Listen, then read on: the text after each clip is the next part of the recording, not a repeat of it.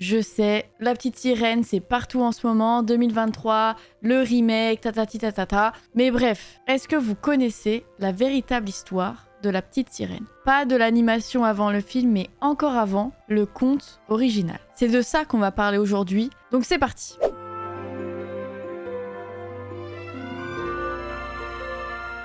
Le conte a été écrit par Hans Christian Andersen en 1837, donc ça date. C'est un conte danois, La Petite Sirène, soit Den Lille Havfru, je sais pas comment on dit, voilà, je ne sais pas. Den lille havfrue. Parfois aussi appelée la petite Ondine. C'est parti pour l'histoire. Dans ce conte, la petite sirène vit avec son père, ses 5 sœurs et sa grand-mère. Personnage qui d'ailleurs dans les films n'existe pas du tout. Dans ce conte, une sirène a le droit de nager à la surface lorsqu'elle atteint l'âge de 15 ans. Les sœurs ayant 1 an d'écart chacune vont l'une après l'autre monter nager à la surface. À chaque fois, une sœur va revenir et expliquer tout à ses autres sœurs et elles vont se partager des anecdotes et tout ce qui se passe à la surface. Il y a un voisin qui est dans le couloir.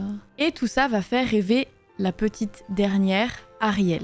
Là, on va l'appeler Ariel puisque c'est le nom qu'on a l'habitude de lui donner. Mais dans le conte, elle n'a pas vraiment de prénom, sauf dans le titre où on dit la petite Ondine. Mais sinon, elle est souvent appelée la petite sirène. Ariel, elle va écouter ses sœurs et elle va être trop impatiente. Alors 1 an avant ses 15 ans, donc à 14 ans, elle va monter à la surface. Et après ça, ça va se passer à peu près comme dans le film, c'est-à-dire qu'il y aura un naufrage, le prince va tomber dans l'eau et Ariel va le sauver en le ramenant sur la plage. À ce moment-là, une jeune femme va arriver vers le prince et Ariel repart dans son monde sous l'océan. Évidemment, c'est là que Ariel tombe amoureuse éperdument du prince et pendant longtemps, elle va retourner sur cette plage espérant le revoir un jour, mais pas de nouvelles. La petite sirène va alors se poser plein de questions et elle va donc demander à sa grand-mère. Sa grand-mère lui répond que les hommes ne vivent pas comme les sirènes. Les sirènes peuvent vivre 300 ans et ensuite se transforment en écume, contrairement aux hommes qui vivent beaucoup moins longtemps, mais eux possède une âme éternelle qui vit après la mort du corps. L'âme remonte vers le ciel jusqu'aux étoiles qui brillent.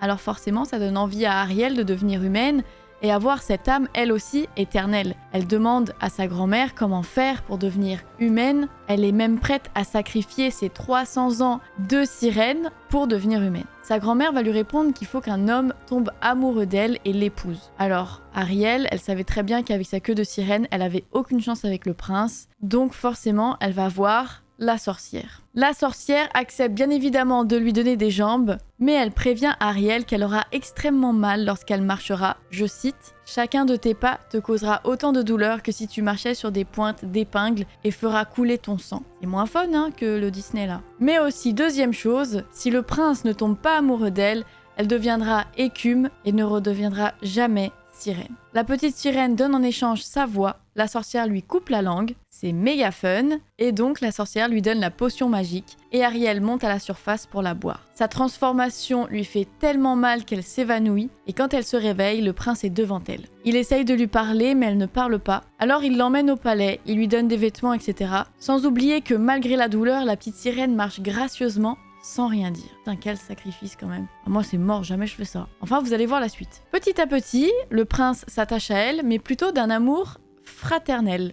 Oui, c'est la friendzone. Le prince est tombé amoureux de la fille qui s'est pointée sur la plage juste après qu'Ariel ait sauvé le prince. Et donc le prince, il pense que c'est la fille qui est arrivée sur la plage qui l'a sauvé. Il sait pas que c'est Ariel qui l'a sauvé. Mais peu importe, de toute manière, car il est obligé de se marier à la fille du roi voisin qu'il ne connaît pas. Parce que le prince, malgré qu'il soit amoureux d'une autre femme, il a dit à la petite sirène « Je préférais t'épouser toi que d'épouser la fille du roi que je connais pas. » C'est un peu logique de se marier avec quelqu'un que tu connais que quelqu'un que tu connais pas. Mais bon. Et du coup, Ariel, gentille comme elle est, va donc accepter d'accompagner le prince rencontrer sa future épouse. Donc ils vont partir ensemble en bateau. Voilà. Ils vont arriver et le prince va découvrir que la fille du roi, c'est la fille qu'il avait retrouvée sur le rivage. Il va donc tomber instantanément amoureux d'elle et ils vont décider de se marier. La pauvre petite sirène qui a tout sacrifié pour le prince, elle se retrouve sur le bateau du chemin retour avec le prince qui a une autre femme dans les bras et qui est éperdument amoureux. Et en plus de ça, bien sûr, le jour va bientôt se lever et elle va donc mourir car il n'est pas tombé amoureux d'elle.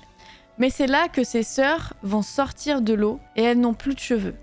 Elles vont dire qu'elles ont donné leurs cheveux à la sorcière pour la sauver et qu'en échange, elle doit planter un couteau dans le cœur du prince et que le sang qui tombera sur ses pieds les transformeront en queue de sirène. Alors trop amoureuse, bien sûr, elle n'arrive pas à tuer le prince et elle se transforme en écume. Et pour cette bonne action, elle rejoindra les filles de l'air. Les filles de l'air, ce sont pas des humains, ce sont un peu comme des âmes qui errent dans le monde pour faire le bien et elles peuvent avoir une âme immortelle au bout de 300 ans de bonnes actions. Ça fait quand même beaucoup. Et c'est comme ça que va se terminer le conte de la petite sirène. Donc en réalité, elle a fait tous ses sacrifices pour mourir, mais au final, au bout de 300 ans de bonne action, elle peut potentiellement avoir l'âme éternelle qu'elle espérait au départ. Donc bon, c'est pas totalement une mauvaise nouvelle, on va dire, même si bon, ça a été beaucoup de sacrifices pour pas grand chose au final. Et oui, c'est beaucoup moins joyeux que le Disney. Il faut savoir aussi qu'au Danemark, et plus précisément à Copenhague, il y a une statue qui représente la petite sirène. Et bien sûr, c'est la petite sirène qui vient du conte. Et l'auteur aurait en réalité fait un parallèle avec sa propre vie parce qu'il était amoureux de quelqu'un où il y avait un amour impossible. Voilà, les adaptations ont beaucoup changé. En parlant d'adaptation, en réalité, il y a eu 10 adaptations cinématographiques de la petite sirène.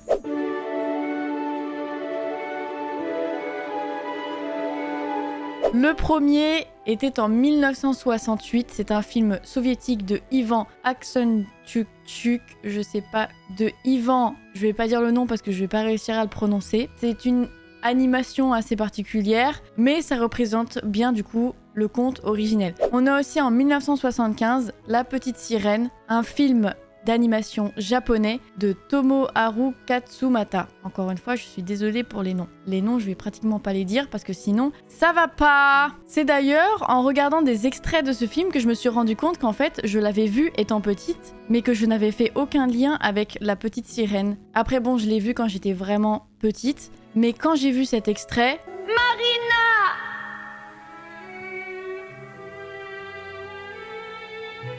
Marina, c'est là que je me suis rappelé qu'en fait, je l'avais vu. Ça m'a débloqué des souvenirs en fait. C'est ouf.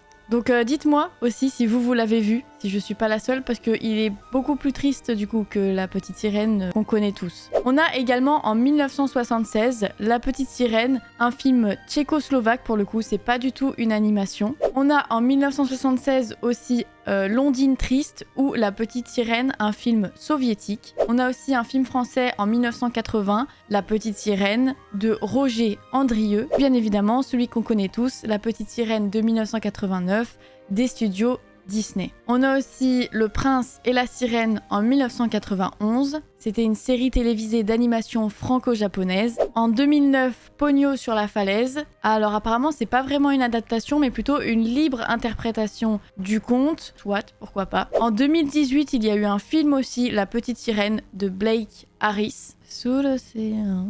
Et bien sûr, le dernier en date de 2023, La Petite Sirène de Rob Marshall. Sous l'océan. Mais bien sûr, le plus connu reste La Petite Sirène de 1989 des studios Disney, où le film finit beaucoup mieux que le conte, puisqu'Ariel et le prince, attention spoiler, tombent amoureux et se marièrent. C'est d'ailleurs La Petite Sirène qui va marquer le début de la renaissance des studios Disney, car avant ce film, le studio avait enchaîné des échecs avec Taram et le chaudron magique, Basile, détective privé, et Oliver et compagnie. Qui connaît ? Bah voilà. J'ai aussi d'autres petites anecdotes sur le film, et oui, ce n'est pas fini.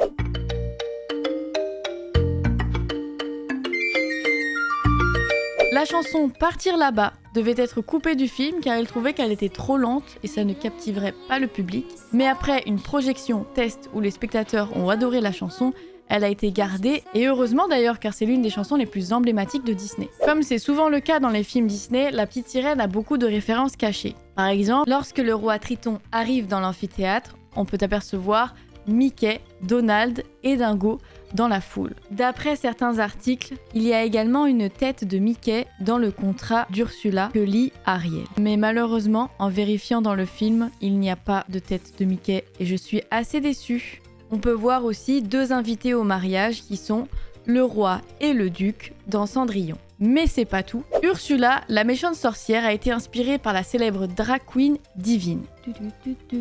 Les animateurs ont puisé dans l'attitude de Divine pour créer la personnalité particulière et charismatique d'Ursula. Les animateurs du film ont dû adapter leurs techniques d'animation et en utiliser de nouvelles, notamment pour la chevelure d'Ariel qui était difficile à animer sous l'eau. Il fallait qu'ils dessinent chaque mèche de cheveux individuellement en prenant en compte les mouvements de l'eau, ce qui demandait beaucoup de travail et de précision, car il me semble que c'est vraiment le premier Disney sous l'eau. Une autre technique utilisée était l'animation par effet de flou. Les animateurs ajoutaient des contours flous autour des cheveux d'Ariel pour suggérer le mouvement de l'eau. Cela aidait à rendre les cheveux plus réalistes et à leur donner une apparence plus fluide et naturelle. Jodie Benson, si ça se dit comme ça, la voix d'Ariel, a déclaré que son interprétation du personnage était inspirée par la personnalité de sa fille de 4 ans à l'époque. Elle a utilisé l'innocence, la curiosité et l'énergie de sa fille pour donner vie à Ariel, et ça se ressent vraiment du coup, puisque c'est tout à fait le caractère d'Ariel finalement.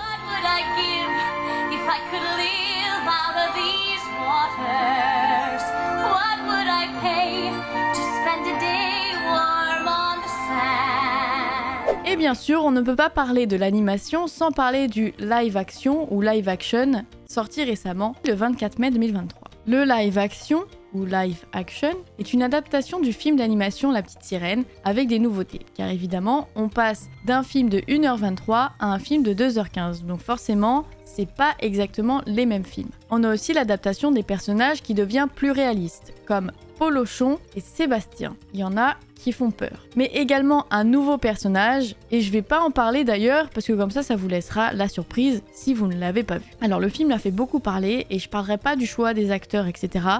Mais il y a eu des remarques sur les couleurs du film. Au fond de l'océan, les couleurs sont assez fades, assez sombres. Alors peut-être que c'était totalement volontaire, pour montrer que c'est un endroit qui est pas si coloré et si beau que ça, et c'est pour ça que Ariel a peut-être envie de le quitter, je ne sais pas. En tout cas, c'est sûr que ça fait partie des choix qui différencient énormément le film de l'animation, qui est au contraire très coloré. Et pour le coup, ça donne moins envie de quitter l'océan. On a également de nouvelles chansons, et pour le coup, ça, je ne m'y attendais vraiment pas du tout. Et c'est d'ailleurs plutôt risqué de la part de Disney de créer de nouvelles chansons que personne ne connaît, sachant qu'on est habitué aux chansons et que tout le monde les connaît par cœur. Mais pour ce qui est des remakes, Disney ne va bien sûr pas s'arrêter là, et les prochains prévus sont Blanche-Neige et les 7 nains, Lilo et Stitch, Vaiana, Hercule, Merlin l'Enchanteur et Bambi. Voilà, en tout cas, n'hésitez pas à me dire ce que vous avez pensé du film qui vient de sortir. Je sais que les avis sont plutôt mitigés, enfin, ça va plutôt vers le négatif que le positif, j'en ai l'impression. Mais en tout cas, j'espère que cette vidéo vous aura plu et que vous aurez appris quelque chose aujourd'hui. Merci en tout cas d'avoir regardé cette vidéo, n'hésitez pas à vous abonner, tous les trucs qu'il faut faire là, de YouTube, la cloche, machin, les j'aime, etc. Vous faites comme vous voulez, mais c'est là, si vous voulez le faire, il n'y a pas de souci. C'est gratuit. Voilà, moi je vous dis à très bientôt. On se revoit dans une prochaine vidéo. Bonne journée, soirée ou nuit à tous. Des bisous et à la prochaine!